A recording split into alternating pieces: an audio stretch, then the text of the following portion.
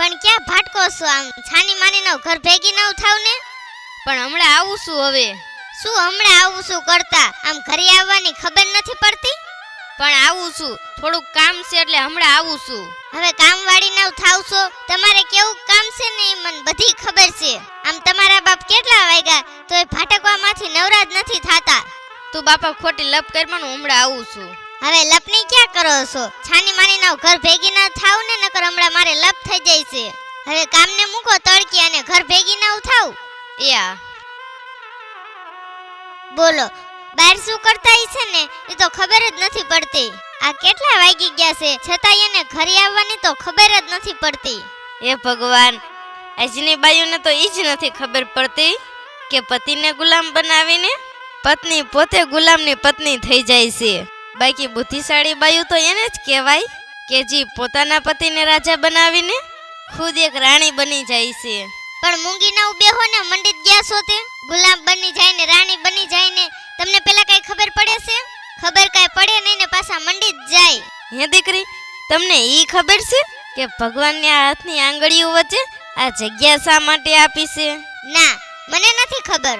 દીકરી, જગ્યા એટલા માટે આપી છે કે આપણી જિંદગીમાં કોઈ આવે અને આપણો હાથ પકડીને એ જગ્યાને ઈ બુરી શકે અને જગ્યા બુરીને ધીરેકથી કહે કે હું તારી સાથે જ છું. હા ઓય, બધી મને ખબર જ છે. એટલે ઈ બધું તમે હવે જાવા દ્યો અને કાન ખોલીને મારી વાત સાંભળી લ્યો. મારે છે ને હવે નોખું થાવું છે. મારે હવે તમારી હારે સેટિંગ નહીં આવે. અરે દીકરી, હું ક્યાં તમને આડા પગી આવી કે તમે નોખા થવાની વાત કરો છો? જો મારાથી કાંઈ ભૂલ થઈ હોય ને તો તમે મને એમ કહો. બાકી તો દીકરી, બુદ્ધિ બદામ ખાવાથી નહીં પણ ઠોકર ખાવાથી આવે છે. હા, જો આ જ વાંધો છે. તમે એક જ બુદ્ધિશાળીના દીકરા. અમને તો કેમ જાણે કઈ ખબર જ નહીં પડતી હોય એમ વાત કરે છે. અરે દીકરી, કાંટા વાગવા માટે નથી ઉગતા, પણ એના માથે જો તમે પગ મૂકો ને તો જ વાગે છે. બાકી તો દીકરી, સમય, મિત્રો અને પરિવાર એક એવી વસ્તુ છે જે મફતમાં મળે છે, પણ એની કિંમત ત્યારે જ ખબર પડે છે કે જ્યારે તે ક્યાંક ખોવાઈ જાય છે. હા હા, હજુ કઈ બાકી હોય તો બોલી નાખો. હું અહીંયા તમારું સાંભળવા નવરીની જ છું. તમારે એની માને બેઠા બેઠા ખાવું છે તોય નિરાતે ખાઈ નથી શકતા, પણ જ્યાં આવે ને આ આડો પગ કર્યો.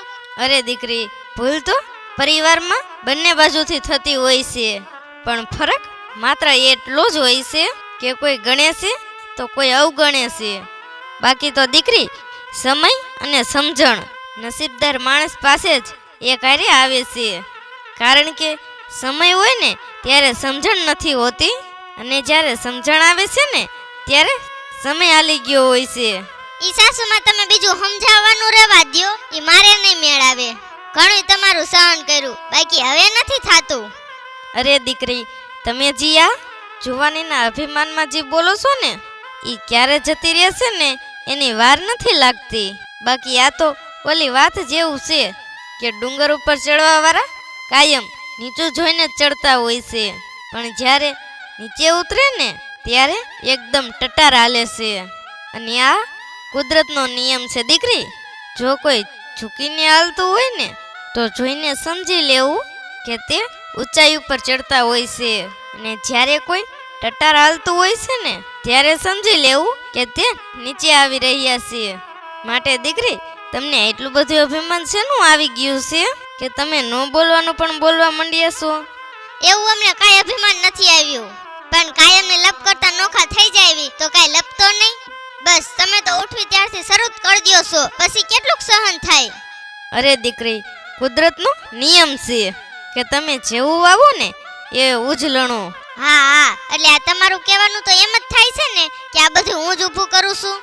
અરે દીકરી, એક જ ઝાડમાંથી લાખો બાકસની હળિયું બનાવી શકાય છે, પરંતુ એક જ બાકસની હળીથી આખું ઝાડ સળગાવી શકાય છે.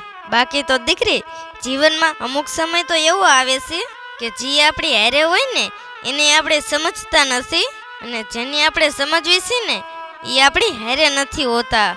હા લ્યો, ઈ વાત સાચી. એટલે આ હારે રહીને જ ભવાડા થાય છે. બાકી જો એકલા રહેતા હોય ને તો શાંતિથી રહેવી, તો આ ખોટી મગજમારી તો નહીં. વાહ દીકરી વાહ, બાકી શું તમને તમારી જુવાનીનો પાવર ચડી ગયો છે? પણ દીકરી એટલું યાદ રાખજો કે જો એક સ્ત્રી ધારે ને તો ઘરને સ્વર્ગ બનાવી શકે છે. બાકી જો એ જ સ્ત્રી ધારે ને તો સ્વર્ગ જેવા ઘરને નર્ક પણ બનાવી શકે છે. હા, તમને તો એની માને મારો જ વાગ દેખાય છે, પોતાનું તો કઈ વિચારશે જ નહીં. તમે પણ એક સ્ત્રી જ છો તો તમારું કેમ નથી વિચારતા? તમે પણ આપણા સ્વર્ગ જેવા ઘરને નર્ક બનાવવા જ ઊભા થયા છો. અરે સસુદેર, હું તો ક્યારની તને દીકરી દીકરી કરીને સમજાવું છું, પણ તું તો સમજતી જ નથી ને. મારે આ માથામાં ધોરા આવ્યા ને તો પણ મેં એવું નથી સાંભળ્યું કે કોઈ કુંવારો દીકરો એના મા બાપથી નોખો થયો હોય. પણ જ્યારે આ 4 ફેરા ફેરવી દેવામાં આવે છે ને ત્યાં તો એને બધું અવળું જ દેખાવા માંડે છે.